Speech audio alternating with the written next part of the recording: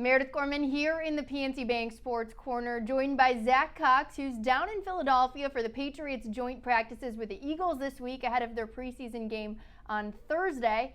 And Zach, the biggest question is, how do the quarterbacks look? They looked very good today. I'd say this was one of the better overall days for the Patriots quarterback group as a whole. Cam Newton was extremely efficient in 7-on-7s, and the brief 11-on-11s that he ran. It was really a big 7-on-7 emphasis today, with the Patriots working a lot in the red zone. But he completed his first 11 passes in that period before Christian Wilkerson dropped Newton's final pass of 7-on-7s. Mack Jones threw a pretty ugly interception on his first pass of 7-on-7, so not a great start to practice for him. But he really rebounded. He completed every one of his passes from that point on. So overall, after a practice Monday where the Patriots passing game looked a little disjointed, wasn't really completely in sync, this was definitely a bounce back day for both of those guys. And I know there's a handful of injuries, particularly affecting the tight ends, but what's the latest on the injury front from your end?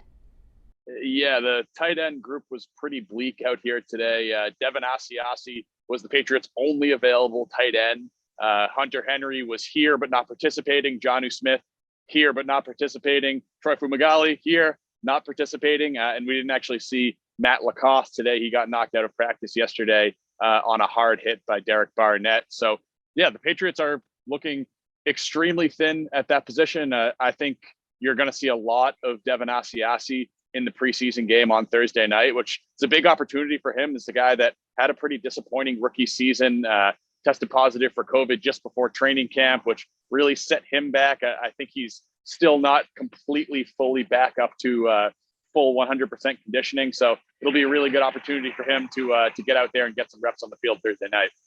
Yeah, and lastly, what is the feel like at the joint practices this week? It's definitely a competitive feel. I think the Patriots and I'm sure the Eagles as well.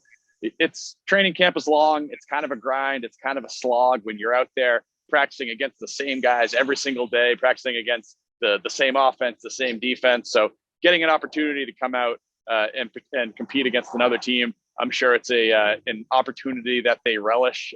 I thought it was interesting just to see how the Patriots matched up on some of these fronts against the Eagles. I thought the Eagles' defensive line really dominated yesterday for a lot of that first joint practice. You saw some good matchups in the secondary today. The Patriots had their hands full with Zach Ertz and Dallas Goedert, the Eagles' two tight ends. So it'll be interesting to see how some of those matchups play out Thursday night. Also interesting to see how much of the Patriots starters we see in that game. Typically, the case is usually after these joint practices, Bill Belichick likes to sometimes just completely sit some of his starters. Not sure if that's going to be the case this week, just with the setup of practice. But it's definitely going to be fascinating to see who plays and who plays how much in that Thursday night game.